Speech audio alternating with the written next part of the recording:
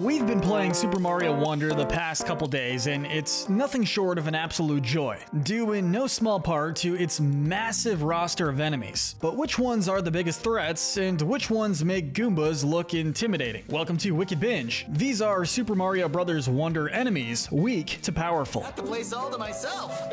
It's kinda lonely. Now, we've got like 80-something enemies to get through, so let's get started. With our first category of enemies that are basically harmless. Kicking this long list off are the weakest enemies in the game, the Bloomps. These adorable frog-shaped balloons are found in some levels that may test your platforming skills, but they themselves are genuinely harmless. In fact, not only do they not hurt Mario and company, they help them out by providing some extra bouncy platforms. They're also pretty fragile, as just one hit from the bottom will pop them right away, and using them as bouncy platforms, as mentioned earlier, will knock some wind out of their sails. In short, they're kinda screwed no matter what they do. The second most harmless enemy has to be the Hoppos. These guys are basically hippos in bouncy ball form. Like the Bloomps, they won't hurt you. They walk along peacefully until you make a rolling trampoline out of them, but they also technically can't be defeated. You may be surprised it even took this long, but next up are the Goombas. Mario's first foes may charge at you with great determination this time around, but they functionally haven't changed. I wonder what Goombas taste like. They still hurt you if you touch them, they're still really slow, they'll still walk right off of cliffs, and they still die from the slightest hop. And while we're at it, let's go ahead and talk about the Goombrats. Debuting in New Super Mario Bros. U, these little guys are basically identical to Goombas, but with one very important difference. When they see a bottomless pit, get ready for this. They don't walk straight into it. This is a daring innovation on their part, truly. Oh my god! The new generation is reinventing the wheel. But next up, let's talk about Cheep Cheeps. Among Mario's least malicious foes, Cheep Cheeps are peaceful fish who swim in the various waters Mario and friends come across. They won't really go out of their way to attack Mario, but they're not exactly opposed to it either. They can still do some damage if they're ran into, and given Mario's limited underwater mobility, they are just a bit more troublesome than Goombas. And rounding out this first category, we have the Ninjais. Really, in the context of Wonder, they can barely be called enemies at all. They're just having a dance party. They will damage you if you bump into them though, and given their impressive dance moves and mastery of rhythm, it's safe to bet that they could do some harm if they really wanted to. Now let's step into our next category, what we call the minor inconveniences. These enemies might cause you some trouble throughout your adventure, but they're far from unstoppable. We'll start with these unnamed tall mushroom guys. We'll call them Shroombas. They appear in a few different levels and are effectively just taller versions of Goombas. That means you'll want some good air to beat them, but well, that's about it. Not only are they one-hit killed like many other foes, they tend to knock each other over like dominoes. If you hop on one, you've basically hopped on all of them. Next is another new enemy, Sproing. These spring-like enemies will stretch themselves out to intimidate you when you approach them, but if it somehow works, don't worry about it, you can defeat them in one hit with a high enough jump, and they aren't very fast either. Next are these stackable green and sometimes blue bamboo-like enemies who we'll call bamboozlers. Sort of similarly to Bittybugs, they're often found in groups and stacked on top of each other. Each segment goes down with just one hit, but that can add up quickly if they're in high numbers, which they usually are. The ones at the end of the game are kinda cool since they're able to conduct electricity, but whether that's a universal trait or not remains to be seen. Moving on to the first of several skeletal enemies, Bone Goombas. No, they aren't actual skeletons, they're just regular Goombas wearing cute little skeleton hats. Which raises the question, why hasn't Bowser given all of his Goombas helmets like this? It must be a funding issue. And there's a new breed of enemies in a similar vein to those guys, these little snake guys with pots stuck on their head, who we'll call Nobras. These little snakes are basically just Goombas with extra steps. They saunter along with little pots, giving them an extra hit. What's more, their surprise on said pots being removed actually makes them pretty easy to knock out. The anglerfish are up next. These blue, boomerang-looking fish will try and assault Mario and friends from the sea. This makes them similar to those Cheep Cheeps who jump out of the water, with the key difference of them being much more predictable. They take a few seconds to line up their shot and blast off with their weird blue laser propeller things, so it's pretty easy to avoid them most of the time. But they can catch you off guard though, so credit where it's due. Now it's time for some more unnamed foes, diving owls found in Pokapede Pass, which we'll call Owlies. Look, I admit admit some of these guys aren't as easy to name as others. All you gotta know about these guys is they hang from the tops of areas in their little nests and dive down towards you if you come near them. They'll try their best to hone in on you and fly for a second, but they always come right back to that nest. Again, one-hit kills, but they'd be a little tricky to hit in larger numbers. Next up are these unnamed popcorn kernel enemies, and I absolutely refuse to believe they aren't called hopcorn. In their kernel form, they're weak, but when they're popped up by the heat of hot rocks, they bounce like nobody's business and make you move a little more carefully than usual. Still, in both forms, they die in one hit, keeping them from landing any higher. From one bouncy enemy to another, next is Snoodle.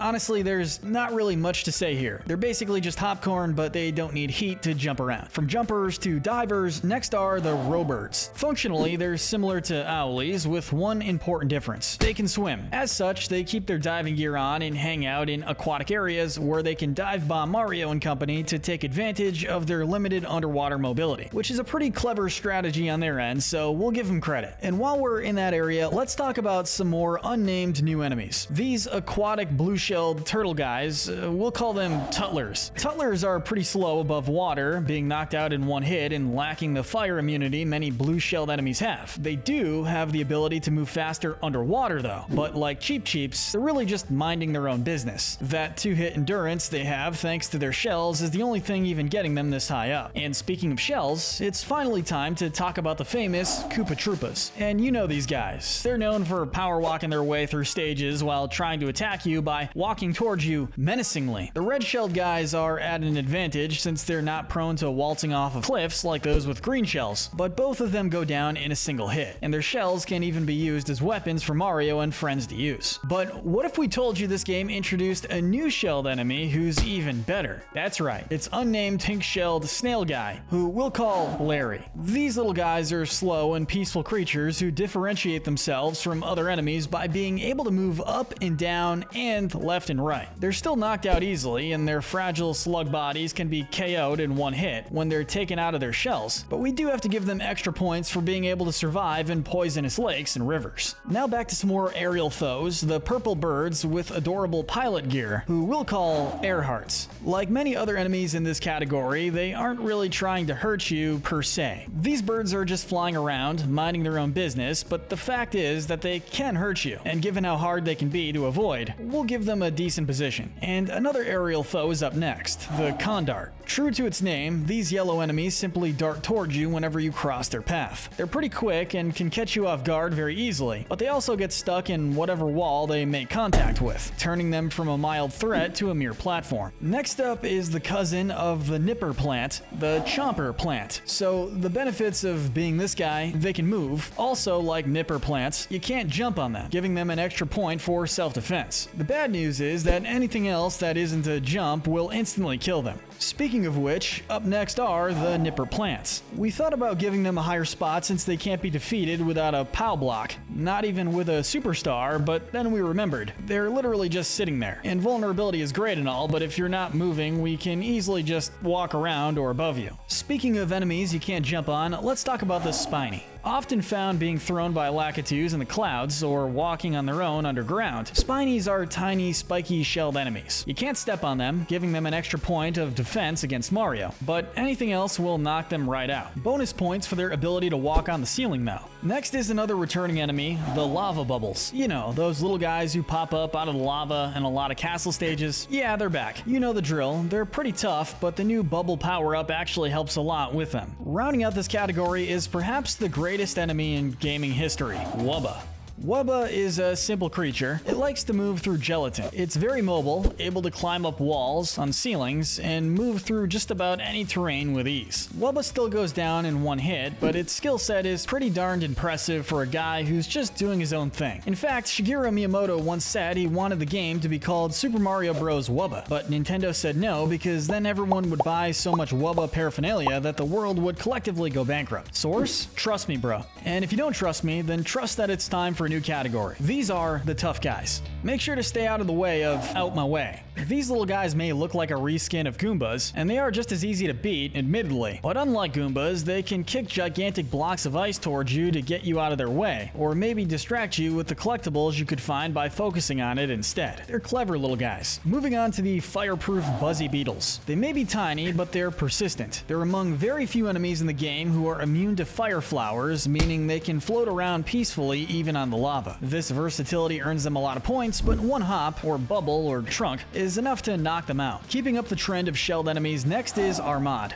They're far from the strongest in terms of attack power, but these little guys make up for it with their mobility. They can willfully roll along in their tough armadillo shells, and while that usually makes them into a little more than an extra projectile, they still prove to be more clever than the average enemy. You didn't think Goomba was out of the picture yet, did you? Next we have Big Goomba. What you see is what you get. True to his name, Big Goomba is simply a big Goomba. Stepping on him will split him into two regular-sized Goombas, making for a total of 3 hits needed to beat him. All of that applies to Big Goombrat too, except for the aforementioned not thrusting herself into the abyss thing. Moving back to the sea, next are the Urchin. You probably know these guys as those big purple spiky ball dudes who float around in some water level. Like Cheep Cheeps, they're more or less just doing their own thing, but they just happen to be massive creatures who can mutilate you with one touch, making them dangerous regardless. They can be defeated with enough firepower though, so we won't rank them any higher. In the same league are these new purple sea urchin looking guys who come out of pipes.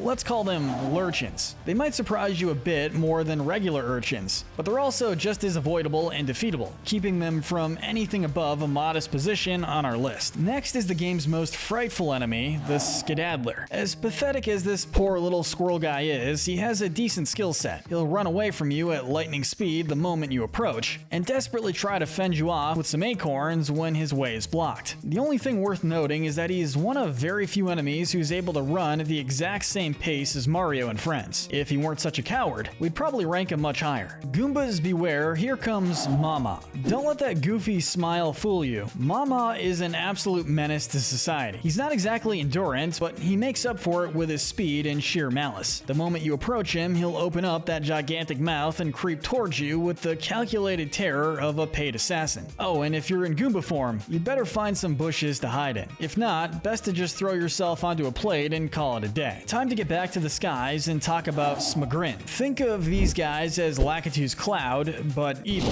They aren't as scary as they look though. There are some bigger variants who take more hits to defeat, but as long as you're careful with your jumps, they won't do too much harm. Now we have an expansion of the Chain Chomp family tree, the Nosher. Out of all the flying enemies, these guys are among the most targeted in their assault on Mario and friends. They fly around trying to bite Mario, Luigi, Toad, Peach, Bricks, other enemies. Yeah, you get the idea. Next up, it's worth mentioning these evil door guys. We'll call them Dorors. Like the piano from Mario 64, they got some points for shock value at first, but unlike said piano, you can beat them pretty easily once you're used to them. Still, they do their job well. Your first time though, these guys may hunt you down. Now we get to one of the biggest families in the world of Mario enemies, the Piranha Plant. They fall into the category of nipper plants in that they can't be jumped on and they don't really move. The difference is that Piranha Plants are much larger and they can pop out of pipes to surprise you here and there. There are several more variants of this guy to talk about, but the OG is definitely the weakest link. Speaking of, next is the Fire Piranha Plant. They're the same as normal piranha plants, but wait for it, they breathe fire. Not very much, mind you, but they do breathe fire. That gives you 2 things to avoid in one package. But the newest breed of plant has a more impressive type of firepower, the Melon Piranha Plant. In most contexts, calling watermelon seeds more threatening than a ball of fire would be totally silly. But in this case, the Melon Piranha Plants are much more precise with their aim. They fire their projectiles quicker and fire more of them. And what's more, they do just as much damage as said fire. So it's not even a contest. But for the strongest of the regular sized plants, it's gotta be the Bone Piranha Plant.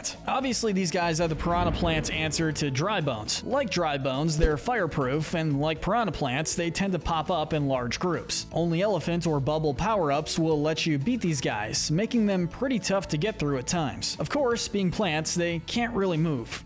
Spike is up next, along with his new red cousin. Spike has been around for a while as one of the stronger Mario enemies. He can throw various objects at Mario and company, giving him solid range and attack power. The same can be said for Spike, but his power is limited to just throwing fireballs. The only problem is, you guessed it, they go down in one hit. Speaking of going down, let's roll on down to Rumba. The big boulder has a weak spot that might seem easy to hit, but it's not when it's moving. There's also decent risk of getting crushed by these guys, and their big hitboxes are tough to avoid in general. And speaking of rocks, next are Hot Rocks. While they're more akin to platforms than enemies, they do have calculated timing at which they light up with fire, making it easy to slip up and get hit if you aren't being careful. You'll need some water to douse these guys, and once you do, they are totally useless. Our next entry is Pokey. You'll find this happy-faced cactus like creature in the desert areas like you would expect. He's just as tall as usual, and since he's covered head to toe in spikes, you likely won't be able to defeat him without a power-up. The same can be said for this 2-for-1 entry, Little Sparky and Hothead. There's no difference between the two functionally, save for the latter of the two obviously being bigger. They're immune to fire and jumping, making them a great hazard for Mario and company. That said, if you have an elephant fruit or a bubble flower, they're no trouble at all, just as easily taken out as any other enemy. Next up, onto the big piranha plant. It's a piranha plant, but bigger. That's it. You still can't jump on him, and on top of that, he's way harder to avoid. What more is there to say? Well, enter the big fire piranha plants. It's the same as the last one, but he also breathes fireballs. No further comment. Now there's just one thing the piranha plant is missing: legs. At last, Mario Wonder has given us the trotting piranha plants. They walk, they can't be jumped on, they have great singing voices and dance moves. But why, you ask, did we call them the strongest of all the piranha plants in the game? Well, honestly, just out of sheer respect. Piranha Plant straight up decided to start walking today to pursue its dream of musical theater, so you've got to show him some respect for that. But now let's return to the realm of the undead to talk about the new enemy, Mumsy. Don't let that nice soft head fool you. This tall mummy is not safe to jump on. He's also immune to most attacks too. The only surefire way to beat him is by pulling the tab on his back and unraveling him. It's adorable, it's nearly invincible, and it earns a pretty high spot for it. Next is another new enemy with a pulling mechanic, Taily. These guys are simple. They hang from the ceiling, with their titular tails falling beneath them. All you have to do is swing from them to pull them down. But take into account the fact that tailies do not travel alone, and that they tend to hang out around dangerous terrain. And defeating a tailie could easily result in defeating yourself. If you aren't careful, you'll swing yourself into a pit, some poisonous water, or even one of Tailie's unhappy friends. Which brings us to one of the toughest enemies to place, the Bob-omb. These little bomb guys saunter along at their own pace until you stomp on them, thereby lighting their fuse and making for an inevitable explosion. While they have some of the best firepower in the game, they also immediately die after this. It would be cooler if their attacks had more variety, right? Enter one of our favorite new enemies. These firework enemies, very similar to Bob-ombs, we'll call them Pyropo. These are basically Bob-ombs, new and improved. Instead of a single explosion, he'll fire 3 blasts of fireworks into the air before saying farewell. Effectively, he's basically the same as Bob-omb, but instead of just one explosion, you get 3 massive ones. If you use him right, he's basically a screen clear, and that gets him some points. Onto another brand new foe, the Pokapede. If Wigglers were actually malicious enemies, they would be Pokapedes. Every segment of their body is covered in a spiky helmet, making their bottoms the only safe place to jump on. They move fast, punching with the fury of 100 angry Wigglers. The only thing keeping them from a higher spot is the fact that they're unfortunately tied down to a set path. Think like the Fuzzies from New Super Mario Bros. Wii. Our next entry is the ever-irritating Hoppy Cat. Not only can you not jump on these guys, even if you could, it would be a long shot considering how they jump whenever you do. You won't beat them without a power-up, and even if you have one, good luck not losing it when these guys make it practically impossible to get past them. Okay, it's time to start a lightning round for the various versions of Bullet Bill. Starting with the OG, of course, he's a simple bullet, named Bill. The Bill Blaster fires, he goes whatever direction it's pointing. If only Bill was just a little wiser or able to move on his own path. That, friends, is where Seeker Bullet Bill comes in. Seeker Bullet Bills are new weapons who chart their direction directions before taking off. The difference is that they're bigger, faster, and stronger. Oh, and they also don't have to be fired off by a Bill Blaster, making them a bit more free-willed. Still, you can easily see where they're headed, making them a little less dangerous than Bullseye Bills. Bullseye Bill doesn't see the need to tell you where he's headed. If you want to ask, the answer is simple: to you. He's the closest thing to a heat-seeking missile in the game, but the strongest version of Bullet Bill is actually not named Bill at all. It's the brand new Missile Meg. She can do as much damage as the other guys, but she's in even bigger packs of her buddies. It's easy to get overwhelmed by them with how long they are, and just how quickly the screen can fill up with them. Boo is up next. These adorable ghosts have been around for ages, and they're just as shy as ever. Look in their direction and they'll stop cold in their tracks and cover their eyes. They're invincible to most attacks, but not to light, which is usually conveniently available wherever they lurk. It's time to finally take flight with the Koopa Paratroopers. Koopa Paratroopers are literally just Koopa Troopas with wings. This means that on land, they'll be hopping around and taking 3 hits to defeat. In the air, they're a formidable obstacle who could easily be your demise with the slightest slip of timing. But another, newer kind of Koopa rounds out this category, the Roller Koopas. These pink-shelled Koopa Troopas are masters of roller skating. They're much faster than the average Koopa, and speed can be a game changer in battle. Tack on the fact that they travel in groups, and these smooth-moving turtles are a force to be reckoned with. Finally, it's time to move on to our final category. These guys are the heavy hitters, the biggest hurdles in Mario's journey. First up, the Bluebird. I know what you're thinking. Really? This cute little Bluebird is a top-tier threat? Well, not really. He just fires his little beak at you. It can be hard to avoid, but it even gives you a free platform once it lands. So why is he ranked this high? Well, simple. The moment you beat a Bluebird, another will pop up in its place. One Bluebird may not be a problem for Mario to handle, but let's see how he handles 2, or 10, or 100. From air to sea, up next is our last underwater enemy, the Smackerel, able to burrow underground. Smackerels are gigantic fish who can creep under you wherever you are and jump up in an attempt to trap you in their huge jaws. Given how seldom you're out of hiding, it's surprisingly tough to take them down. On to some unnamed fire enemies. They hang out on the ceiling, so let's call them light bombs. They're able to fire omnidirectional fire at you, and obviously they themselves are immune to fire. The only way to take them down is with water, and let's be honest, we got lucky that Bowser Jr. left so many vases lying around these guys. They're also very vulnerable to the bubble flower, of course, if you can get one up there. When he's not handling the camera or acting as Mario Kart's referee, Lakitu is causing Mario some trouble in his journey. Being so damn high up in the air makes him hard to reach, made no easier by how quickly his deceptively friendly-looking cloud can move. He's also a prominent source of Spinies, chucking their eggs down at you like it's nobody's business. He may be a one-hit knockout, but good luck getting up there to do so. Landing just barely outside the top 10 is our final one-hit defeated foes, the Hammer Bros. They've been ticking Mario fans off since 1985, and it's not any less hard to see why today. The range on those hammers is impressive, and since they basically always appear in pairs, it's even tougher to avoid them. That said, they should really invest in some unshakable platforms, since that's by far the easiest way to take them down. Entering the final countdown, let's kick it off with the Mecha Koopa.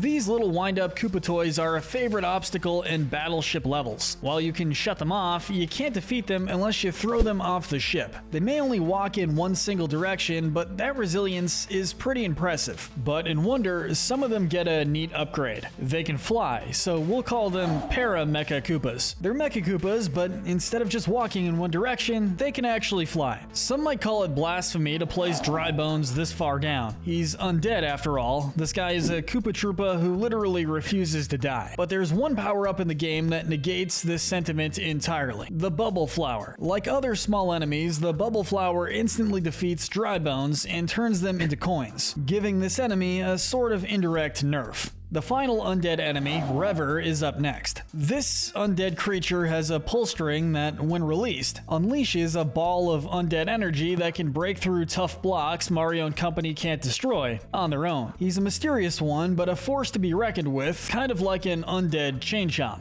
Landing just outside the top 5 is Shova, the newest Sumo Bros-esque enemy. These big guys take multiple hits to beat and have the ability to push massive stage hazards to try and deter you on your adventure. If you don't have a power-up, they're practically unbeatable. You won't be able to push harder than them otherwise. That said, they do in fact take damage, which sets them apart from most of the enemies that outrank them. The last enemy we can even say that for is the noble Bullrush. Bullrush is a bull-esque creature who charges at you the moment he sees you. He can do a lot of damage when he wants to, and defeating him is impossible without either fire or an elephant trunk. Tack on their speed and ability to break special blocks, and you have an enemy whose only weakness is the fact you can hit him at all. Barely missing the podium is Rarg. This magma dragon is basically invincible, charging out from various pools of lava to try and attack Mario and company. You can't hurt Rarg, you can just avoid him, but once he's done attacking, he's, well, done in general, and that separates him from our final 3. The bronze medal of power goes to the mighty Thwomp, all variants. We were considering separating each version of Thwomp into a different entry, but come on man, they're literally invincible no matter what package they're in, whether they only fall in a specific place or have a bit more autonomy like the new Conks. Oh yeah, and they're also instant kills for you. One touch and you're done. The silver medal of power belongs to the Sugar Stars. They only appear in a few levels, but just think about it. You can't defeat them without a superstar first of all. They're also grouped up in very large numbers, and unlike Thwomps, they have freedom to move wherever and however they want. If it weren't for the developers actually wanting the game to be beatable, these stars could have easily made the game a losing battle. But even with that taken into account, we still have to give the gold medal of power to the Rift Mario clone. You guys know that one level in Celeste where the dark version of Madeline copies every move. That's this guy. Rift Mario is made of this terrifying cosmic energy that moves as it pleases in huge quantities, hurting you if you touch it and giving absolutely no way to defeat it, even with invincibility stars. Tack on Rift Mario's ability to copy all your movements during Wonder effects, and you have the most mysterious and intimidating enemy in the game, and without a doubt the most powerful.